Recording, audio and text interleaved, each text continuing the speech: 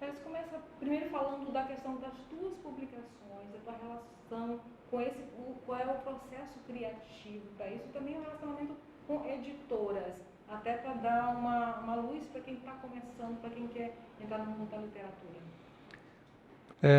Bom, eu comecei, na verdade, com essa experiência literária ainda nos tempos de universidade, né? Acabei publicando meu primeiro livro pela editora da UFMA, a Edufma, né? Foi um livro-reportagem que eu fiz ao final do curso e que foi sobre os índios Guajá.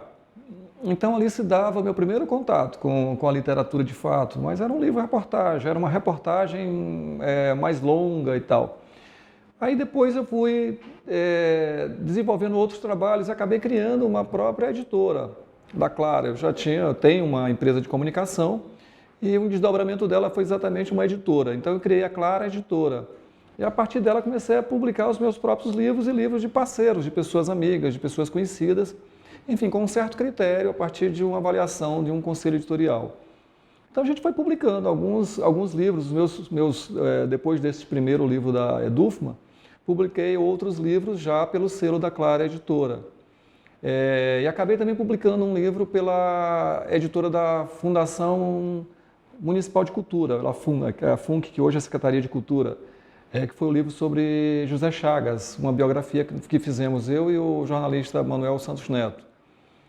E dali em diante as coisas foram acontecendo, né? Publiquei outros títulos também pelo selo da Clara Editora, até que eu resolvi enveredar aí já agora na última década, na década passada, na verdade, pelo campo da poesia, né? Que foi meu primeiro contato também com poesia. Já escrevi alguma coisa, mas não tinha publicado nada em poesia. Então, meu primeiro livro de poesia eu optei por publicar por um selo, por uma editora já com experiência nessa área.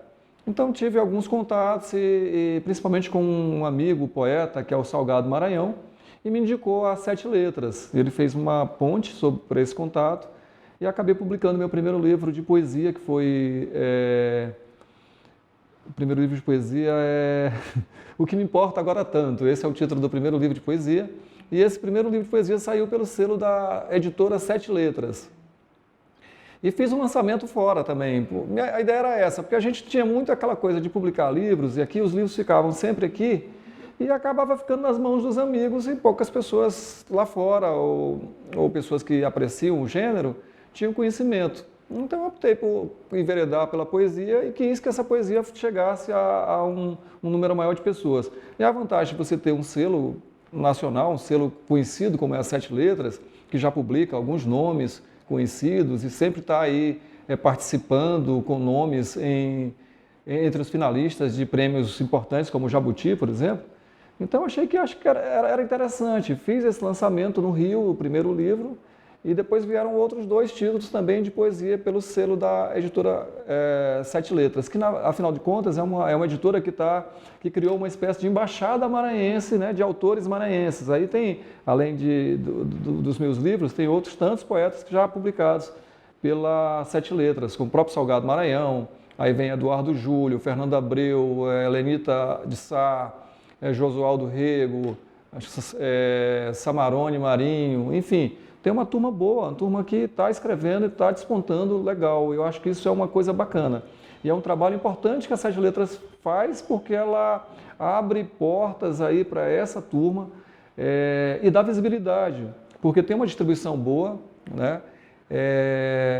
Tem um alcance a essas livrarias digitais também, essas que estão aí na internet, e fora o fato de você encontrar também esses livros, essas publicações, em grandes livrarias do país, né? Então eu acho que isso aí é um bom caminho para quem quer dar uma visibilidade ao trabalho lá fora.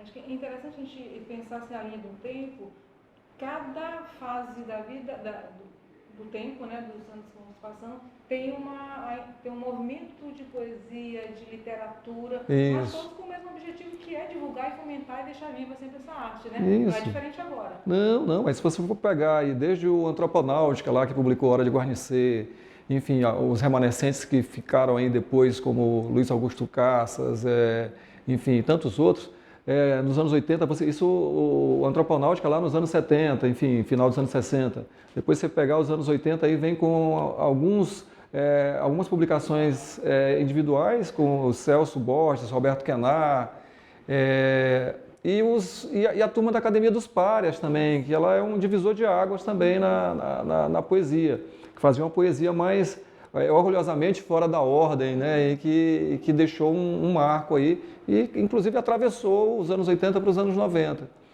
E dos anos 90 para cá, dos anos 90 também teve um recorte bacana, o que a gente chama de safra 90, com os jovens autores daquela época também, que fizeram história aí, como o Gil Pires, o Antônio Ailton, o Bioc Mesito, e tantos outros aí também que escreveram e que publicaram e que participaram também de eventos importantes, como o Festival de Poesia Falada, teve o movimento do Poemes também, que ajudou a dar essa chacoalhada também no universo literário e poético de São Luís.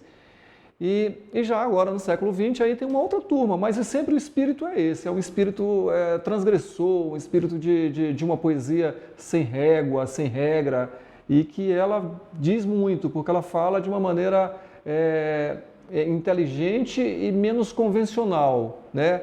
Ela abomina aquela coisa mais formal, parnasiana, né? Que muitos ainda cultivaram aí até o final dos anos 60 e 70, e eu acho que essas gerações que vieram aí depois, do Antroponáutica, Academia dos Párias, Poemes, Carranca, enfim, outros grupos, eu acho que tiveram esse espírito mais de vanguarda, né? De andar fora, né? Fora da caixa, de escrever fora da caixa. Então, acho que isso é legal e tem uma história para contar. É uma poesia de vigor, uma poesia que fala alto. Agora é interessante falar essa questão da história para contar. A gente vê hoje em dia, nesse tempo de internet, com muito bombardeio de informação, tem as tais bolhas, né? E essa informação, isso que já foi produzido, essa poesia viva de outros tempos, chega até agora.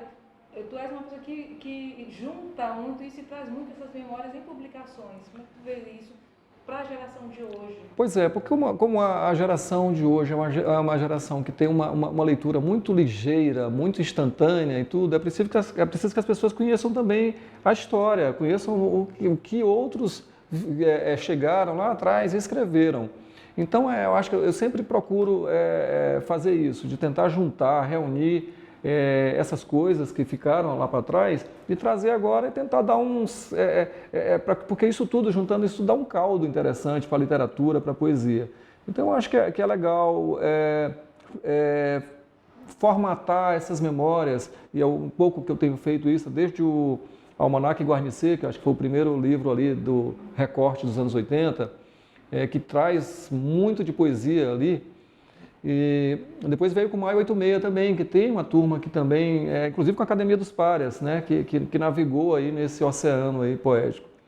E fora isso, depois dos anos 90 aí eu estou construindo ainda também um almanaque novo, uma história nova, para mostrar aí que muito de coisa boa foi feita, foi escrita e tal.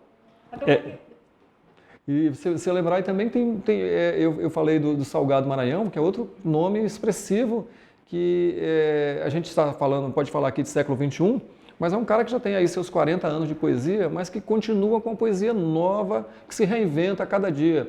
Ronaldo Costa Fernandes também é outro poeta maranhense de excelente qualidade, tem um trabalho muito bacana e que publica também tanto o Salgado quanto o Ronaldo Costa Fernandes, os dois publicam pela editora Sete Letras. E eles vêm também reinventando a sua poesia, né? E dando essa coisa nova para os seus trabalhos. E embora tenham começado a escrever lá atrás, mas eles estão pegando exatamente esse vácuo desses novos leitores que estão mais atentos para aquela poesia mais instigante, que fale mais diretamente aos corações e mentes deles. Até porque para produzir a gente tem que se alimentar de alguma coisa, tem que ver a pista, né? Esse legado é uma pista do que a gente foi também. Né? Claro, você não pode... claro que há sempre uma linguagem nova, há sempre uma escrita nova surgindo. Mas é importante você dar uma olhada no retrovisor e ver que outras pessoas, de repente, até fizeram coisa parecida e tudo. Não é para você se nivelar ou se comparar com o que foi feito lá atrás, mas é para você ter uma noção de que as coisas não começaram agora. As coisas já começaram há algum tempo e que vem gente sempre tentando se transgredir, reinventar a linguagem, escrever numa linha de vanguarda, Então, acho que isso tudo faz a diferença também. Então, é importante conhecer o que os outros vieram fazendo e alguns continuam fazendo, né?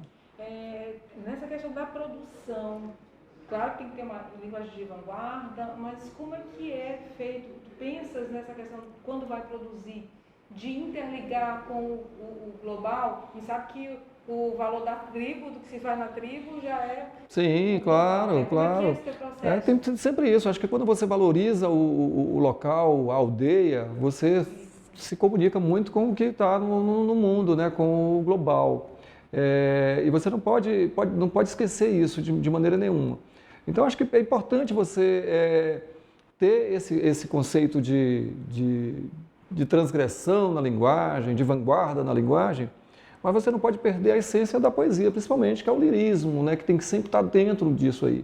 Não adianta você inventar uma linguagem super nova, diferenciada, que você capricha apenas na forma, mas se você não entender a essência e não tentar passar essa essência para o leitor quer coisa nova, ele quer coisa nova, mas ele quer coisa nova que diga algo para ele, né? Então, acho que isso é importante, você ter essa pegada aí do lirismo, do que toca o coração das pessoas, do que toca a expectativa do leitor. Eu acho que isso é fundamental também. Então, acho que essa combinação de fatores ela é muito interessante. É o que é novo, mas sem perder a essência, sem perder o lirismo, sem perder aquilo que de fato é a poesia. A poesia feita hoje, na tua opinião, tem a cara do que é o Maranhão? Ela tem esse diferencial? É uma poesia feita aqui ou uma poesia... Eu acho que a poesia ela conseguiu ultrapassar um pouco isso. Se você for pegar poetas anteriores, eles estavam talvez um pouco mais presos a essa forma, porque São Luís é muito presente na alma do poeta, né? E as pessoas que vivem aqui, eles estão impregnados, todos nós estamos impregnados dessa alma literária, poética. O centro histórico ele faz com que a gente se sinta muito preso a isso. Mas isso eu acho que foi muito mais presente no passado, assim, mais presente no passado é até uma contradição, mas isso foi muito mais forte lá atrás do que agora. Eu acho que agora os poetas eles estão tentando, embora falem, por exemplo, da sua aldeia, mas eles falam para o mundo e eles falam de uma maneira mais aberta, né? Eles podem falar do sobrado, podem falar do mirante, podem falar das ruas estreitas, mas eles conseguem passar isso de uma forma muito mais, talvez, lúdica, de maneira que você alcance públicos de diferentes regiões enfim, fora do Maranhão. Agora, só para finalizar, diga para quem está começando a escrever qual é o caminho, qual é o formato, onde ele vai, o que ele deve procurar, para a pessoa que quer ir além de São Luís, além do Maranhão. Eu acho que o primeiro passo é ler. A leitura é fundamental. Se você tem leitura, você vai entender, você vai se descobrir naquilo que você está lendo. Eu acho que leitura é fundamental. E observação. Eu acho que o poeta é, sobretudo, um observador do cotidiano, um observador de si mesmo, um observador dos outros, dos seus amores, das suas frustrações, das suas esperanças, enfim. Então, eu acho que ele tem que entender isso, é ler e experimentar também. Ninguém vai ser poeta se não escrever, e não basta ser poeta e escrever e colocar na gaveta. Eu acho que tem que escrever e começar a experimentar e compartilhar isso. Compartilhar de que maneira? Tem 1000 maneiras hoje. Você pode, claro, publicar o seu livro, mas talvez seja uma forma um pouco mais onerosa, um pouco mais difícil. Mas hoje tem outros caminhos, tem internet, tem redes sociais, tem 1000 maneiras de você se comunicar com o seu público, seja os seus amigos, os seus seguidores, os seus... enfim, tem 1000 caminhos aí para você expandir e começar a sentir como as pessoas percebem os teus versos, a tua literatura, a tua poesia.